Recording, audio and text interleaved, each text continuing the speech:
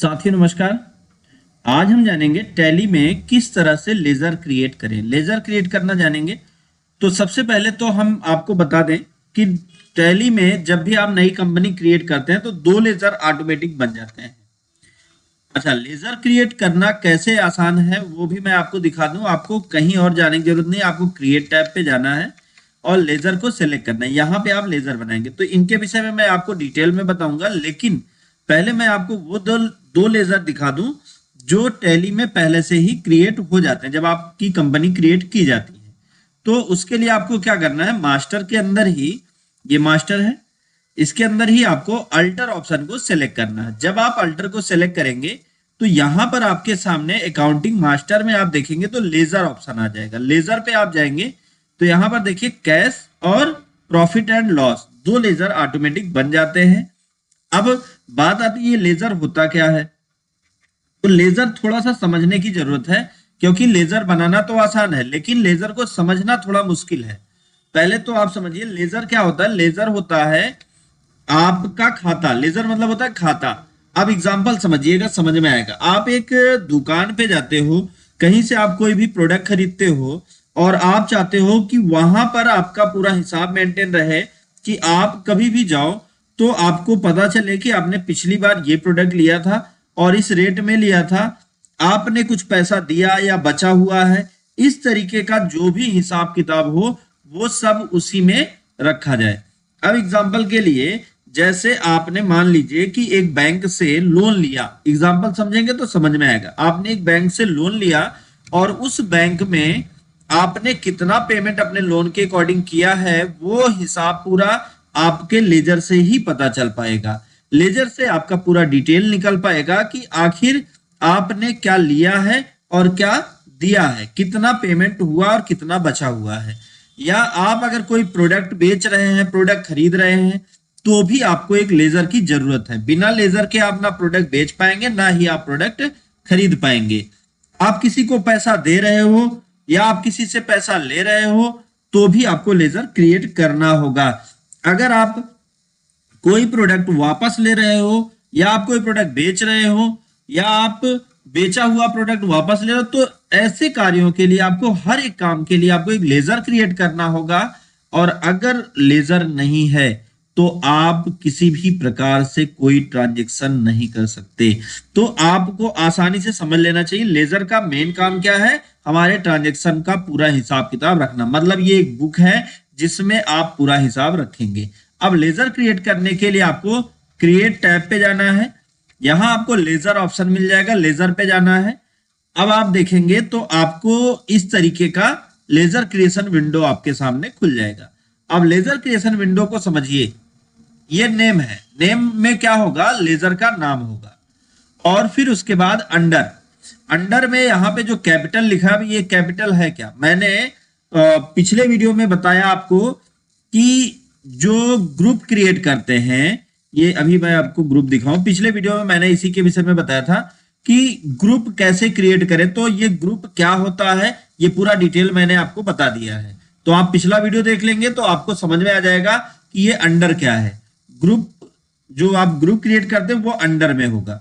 यहां पर आपका ओपनिंग बैलेंस होगा। जो बैलेंस यहां पर आप ओपनिंग बैलेंस में एंटर करेंगे वो टोटल बैलेंस यहां पर आपको दिखाई देगा।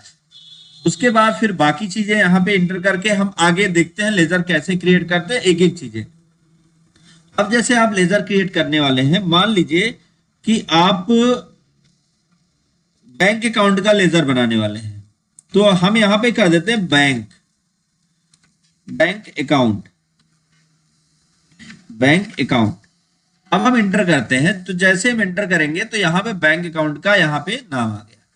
अब फिर अलाइज, यहां पर उपनेम डालेंगे तो हम डाल सकते हैं या नहीं भी, वो आपकी मर्जी। अब यहाँ पे ये किसके अंतर्गत काम करता है, ये बैंक अकाउंट के अंतर्गत काम कर रहा है तो बैंक अकाउंट कर देंगे। तो ये लेजर कौन सा हो गया, बैंक अकाउंट लेजर हो गया। या यहाँ पर आप जरूरी नहीं बैंक अकाउंट लिखें, यहाँ पे आप उस बैंक का नाम भी लिख सकते हैं जिस बैंक से आप ट्रांजेक्शन कर रहे हैं, जिस बैंक के द्वारा लेन देन किया जा रहा है। तो अब हम आ गए यहाँ बैंक अकाउंट। अब बात आती है बैंक अकाउंट डिटेल। यहां पर बैंक अकाउंट डिटेल भरना होगा। अकाउंट होल्डर नेम, अब यहाँ पे अकाउंट होल्डर नेम में किसका नाम भरा जाएगा, यहां पर आप उस व्यक्ति का नाम भरेंगे जिसका आप बैंक अकाउंट में लेजर क्रिएट कर रहे हैं। अब मान लीजिए कि आपने बना दिया, चलिए एग्जांपल देख लेते हैं, आपने बनाया बीओबी, बैंक ऑफ बड़ौदा, तो यहां पर आप वो नाम डालेंगे। और अगर नहीं आप नाम डालते हैं तो यहां पर आपकी कंपनी का जो नाम होगा वो ऑटोमेटिक स्वतः ले लेगा।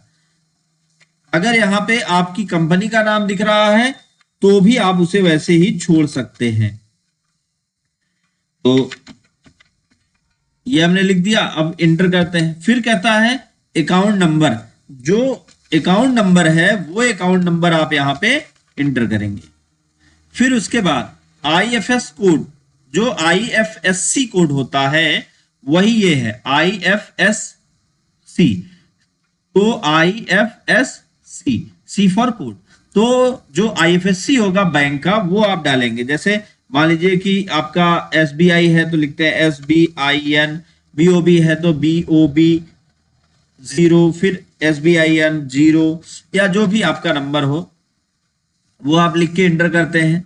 फिर इंटर करते हैं, फिर कहता है स्विफ्ट कोड। अब ये स्विफ्ट कोड क्या है, स्विफ्ट कोड होता है जैसे आप कभी भी पैसे का लेन देन किसी दूसरी जगह से कर रहे हैं, मतलब मान लीजिए कि किसी दूसरी कंट्री से कर रहे हैं तो स्विफ्ट कोड डालना होता है। अगर आपको नहीं पता ये स्विफ्ट कोड कहाँ मिलता है तो मैं आपको बता दूं, ये स्विफ्ट कोड आपकी बैंक के मेन ब्रांच में पता चलेगा आपको कि आपकी बैंक का स्विफ्ट कोड क्या है। अगर आप कहीं विदेश से पैसा ले रहे हैं तो आपको स्विफ्ट कोड की जरूरत होती है, बाहर से पैसा आता है तो स्विफ्ट कोड लगेगा। अब ये स्विफ्ट कोड आपको बैंक से निकालना होगा या आप गूगल से पता कर सकते हो। फिर उसके बाद अगर आपने बैंक का नेम क्रिएट कर रखा है तो आप यहाँ पे बैंक का नेम डालें, नहीं तो नॉट एप्लीकेबल। अब ब्रांच आपका क्या है, जो भी ब्रांच है वो ब्रांच आप यहाँ पे डाल दें, फिर एंटर करें। फिर अब इतना तो हो गया, अब बात आती है बैंक कॉन्फ़िगरेशन। यहाँ पे कुछ कॉन्फ़िगरेशन सेटिंग करनी होगी।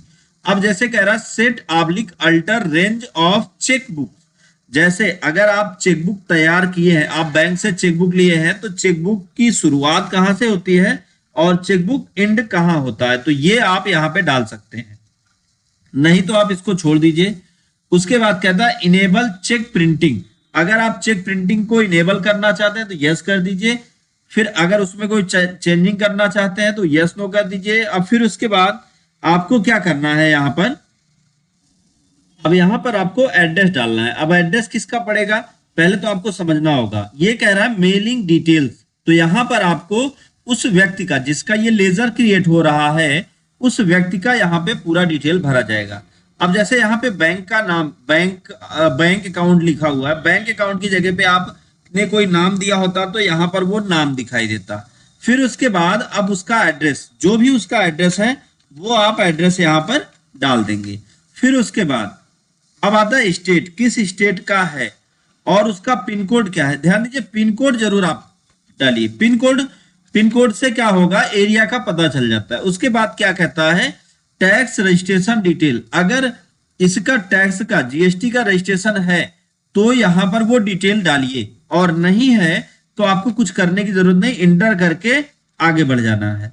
फिर अब यहां पे आता है ओपनिंग बैलेंस। अब ये ओपनिंग बैलेंस है क्या, अभी सबसे पहले तो यहां पे देखिए, यहां पे लिखा हुआ है 1 जनवरी 2025, मतलब जब आप कंपनी क्रिएट कर रहे थे तो उस समय आपने क्या दिया था, उस समय आपने जो उसका बुक बिगिनिंग फ्रॉम था वो 1 जनवरी 2025 दिया था, तो यहां पर 1 जनवरी ही दिखेगा। ये अभी मैं आपको बुक बिगिनिंग फ्रॉम भी दिखा दे रहा हूं। अब आप यहाँ पे अपने लेजर का ओपनिंग बैलेंस, जैसे अगर कोई बैलेंस है तो चलिए हम यहाँ पे एक एंट्री कर देते हैं। मान लीजिए हमने 20,000 की एंट्री करी तो यहाँ पर वो अमाउंट ऑटोमेटिक डेबिट और क्रेडिट में बदलेगा। ये आपको कुछ नहीं करना कि डेबिट है या क्रेडिट, वो उसकी समस्या है, वो अपने आप उसको सॉल्व करेगा। इस तरीके से आप जितने भी लेजर हैं वो हर काम के लिए आपको वैसा ही एक लेजर क्रिएट करना होगा। अब हम बैक करके आपको ओपनिंग बैलेंस, ये जो डेट है इसको दिखा दें। स्कैप करके आप पीछे चलेंगे तो मेन जब आप इसमें आते हैं टैली गेटवे में, तो अब आप जाइए कंपनी को करिए अल्टर। तो अल्टर करने के लिए F3 की को प्रेस कर दीजिए और फिर यहाँ पे देखिए अल्टर ऑप्शन है, तो अल्टर पे जाके आप चाहे क्लिक कर दीजिए, एरो से जाइए और एंटर करिए। तो अब देखिए यहाँ पे जो बुक बिगिनिंग फ्रॉम डेट है वो 1 जनवरी 2025 दिया गया है। ये डेट जब चेंज होगा तभी जो है वहां पे आपके लेजर में जो डेट ओपनिंग बैलेंस पे दे रहा है वो चेंज होगा। अब आपने जो लेजर बनाया उस लेजर को अगर आप देखना चाहते हैं तो आपको क्या करना है कि यहाँ अल्टर पे आ जाना है और लेजर पे आके इंटर करना है। तो ये आपने बना दिया है। अब आप इंटर करेंगे तो फिर से लेजर आपका अल्ट्रेशन विंडो आ जाएगा। यहाँ पे आप लेजर में जो परिवर्तन करना चाहें वो परिवर्तन कर सकते हैं। तो उम्मीद है आपको लेजर बनाना कंफर्म हो गया होगा। अगर आपको कोई प्रॉब्लम हो तो आप कमेंट में हमको बताएंगे तो हम उसको और बेहतर तरीके से सॉल्व करके आपको देंगे। तो आज का वीडियो बस यहीं तक। नेक्स्ट वीडियो के लिए आप चैनल के साथ और वीडियोस के साथ बने रहें। दोस्तों thank you so much video को अंत तक देखने के लिए।